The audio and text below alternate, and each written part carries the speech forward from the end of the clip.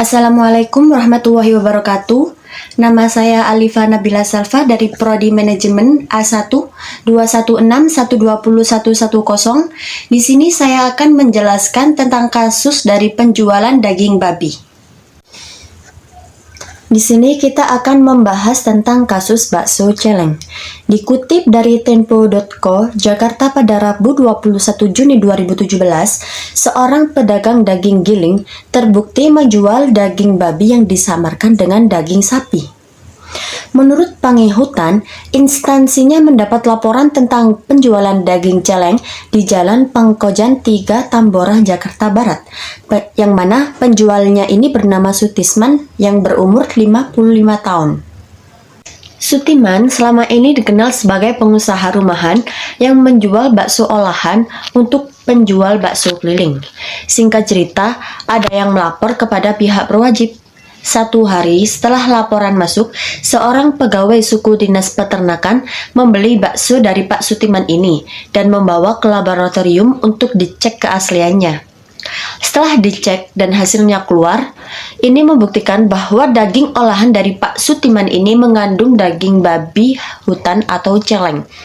Setelah penangkapannya, Pak Sutiman mengaku kepada para anggota tim pengawasan bahwa dia membeli daging tersebut kepada seorang yang bernama John. Atas perbuatan tersebut, Dinas Peternakan melaporkan Sutisman ke Polsek Panjaringan.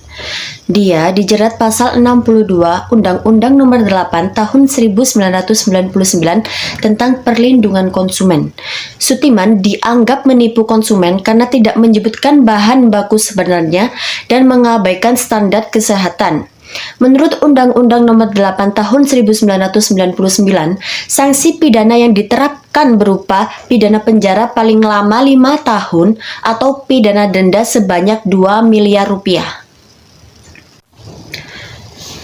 Di sini saya akan menampilkan beberapa video yang mana terjadinya penangkapan dalam kasus bakso celeng tersebut. Sapi dan daging celeng.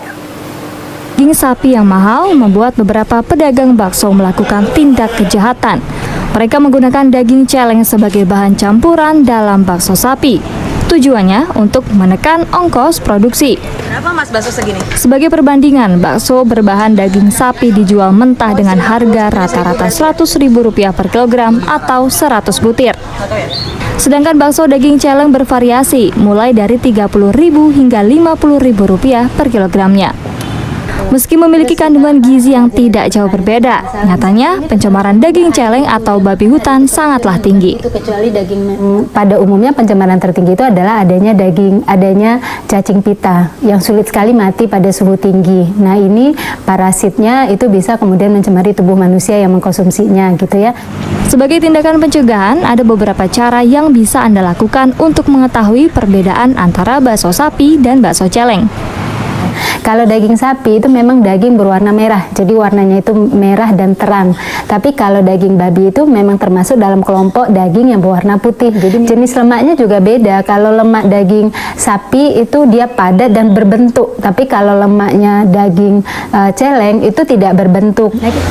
Cara lainnya untuk membedakan adalah kandungan air pada daging celeng lebih banyak dibandingkan daging sapi. Lemak yang sulit dipisahkan dan aroma yang sedikit amis juga menjadi pembeda untuk bakso daging celeng. Nah, dan paling gampang terlihat adalah penjualan daging celeng itu tidak sebebas daging sapi. Biasanya mereka tidak gelar, mereka simpan gitu ya. Mereka akan keluarkan ketika konsumen bertanya gitu, ada daging yang murah nggak, baru mereka keluarkan. Oleh karena itu, ketika kita mendapatkan harga daging yang sangat murah, kita harus waspada, ini belum tentu daging sapi.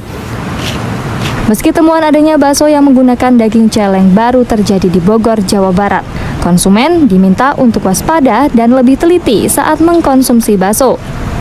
Apalagi mengkonsumsi daging. Dari kasus di atas dapat dilihat bahwa penjual yang tidak berkata jujur kepada pembeli bahwa bakso yang dijual berbahan dasar daging celeng, seperti yang kita ketahui bahwa hak pembeli adalah hak atas kenyamanannya, keamanan, dan keselamatan dalam mengkonsumsi barang atau jasa. Dan pembeli pun merasa sangat dirugikan sekali bila mereka mengetahui bahwa daging yang dibelinya itu tidak sesuai dengan tulisan yang tertera di kemasan. Sebagai penjual seharusnya memberikan informasi yang jelas atau jujur terhadap barang yang akan dijual dan akibat dari perbuatannya.